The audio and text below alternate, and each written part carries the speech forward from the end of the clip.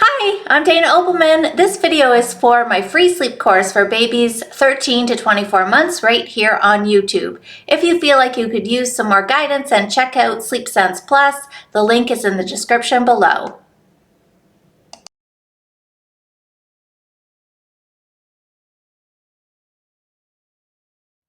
We've made it through our bedtime number 1.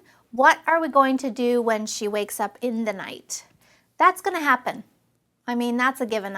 Very rarely does a baby sleep right through the night on night 1. So I want to prepare you for that. The first thing I want you to do is wait some amount of time.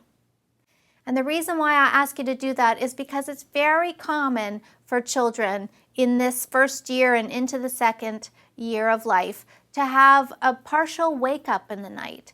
It's just a normal occurrence where a child will wake up briefly, and actually they're not even really awake. They're kind of stuck between being still asleep and waking up, and they tend to cry out for a minute or two, and then they go right back to sleep again, and they weren't actually even awake in the first place. So why I'm asking you to wait is just to see if that's what's happening. And you'll know within a few minutes if that's the case or not. But when we rush in there the second we hear our children, we are actually making matters worse because we're not giving them any opportunity to figure anything out on their own. We're not giving them any opportunity to just get through this little blip in their sleep cycles and go right back to sleep because we're rescuing all the time. If you can wait 10 minutes, there is something special about 10 minutes. I call it Magic 10. We will talk about it a lot in the next 2 weeks. If you can wait 10 minutes, then do. Start there. And I promise you, at least some of the time, she's going to go back to sleep within those 10 minutes, and you won't even have had to go in or intervene in any way. And look at the clock, because again, in the middle of the night, 1 minute of crying can easily feel like 10. So keep an eye on that clock. Now, after the 10 minutes or 1, if you can only wait 1, that's okay, absolutely. No judgment, go in after 1. Maybe you can work yourself up to 10 eventually, we'll see. Go in and sit down in your chair and resume what you are doing at bedtime. Now, there is no reason, none, 0 reasons, why a 13 or all the way up to 24-month-old child needs any kind of nighttime feed. No reason, okay?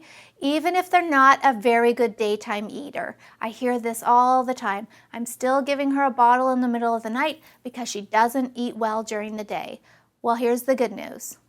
When we stop offering a bottle in the night, she will start to eat better during the day. Toddlers are absolutely brilliant at regulating calorie needs. That they are biologically designed to know exactly how many calories they need in a day, and they very rarely eat more or less of those. So on average, and all toddlers are a little different, if they need roughly 1,200 calories in a day, and they're getting 700 of those in the night, they don't need that much more in the day to make up their calorie need. And especially that little amount of calories, that's, not a lot of food. So it feels like to you, she's not eating enough, but it's because she's calorie loading in the night. The good news, again, is that we cut that calorie load and it will come back in the day. It doesn't always show up exactly the next day, but certainly in the next few days, you're going to notice an increase in consumption. And that's probably in solid consumption, which is great. That should be where the focus is now with this age group. Calorie source comes from food, actual food, and milk or breast milk is a beverage now, just an accompaniment to food. Okay, so we're not going to offer a nighttime feed. Even if she was having more than one, a couple. Some people come to me and they're offering 3 or 4 bottles or breastfeeds in the night to this age group. And we're just going to cut it cold turkey. I know that that sounds harsh, but it's actually easier on your child. If every time she wakes up in the night, she's met with the same response, then she's going to start putting these pieces together faster. She's going to start relying on her own skills sooner. And this whole thing just goes a lot smoother and faster if every time she's just met with that same response. So you're in your chair, you're saying your key phrase, you're doing some caution Careful touch, cautious touch until she goes back to sleep. Again, however long that takes. Now, if breastfeeding is your child's primary prop, then, and you've got a partner or family member or friend there to help you, and they're willing, send your family member into the room. Because the child is very clear that breastfeeding does not happen with that person. They'll be initially more upset to see them. They'll be like, what are you doing here? You're not the person. You're not the mama. But the crying time is actually shorter. So maybe more intense, but duration is less. Now, if you're a single mom, this is still absolutely doable. I don't want you to feel like it's game over for you. If you can recruit somebody to help you out for a couple of nights, that's going to make things a little easier for you. But if not, oh well, it is what it is. You will go in, resume your spot in the chair, not offer the feed, and just be in that room until your little one goes to sleep, however long that takes. The good news is when you start disassociating feeding and sleep, it will get easier and easier all across the board. And we're hanging in there. We're doing this as many times as it takes until we hit morning.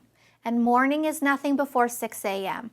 If at 6 a.m. baby's awake and you think, let's call it, enough's enough for one night, you go ahead, you're good morning, you open the curtains, you turn on the lights, you take her out for breakfast. Better to start with breakfast here. Give her a little bit of breakfast, and then if she's ready to nurse or have a glass of milk, then that would be something you could offer at that point.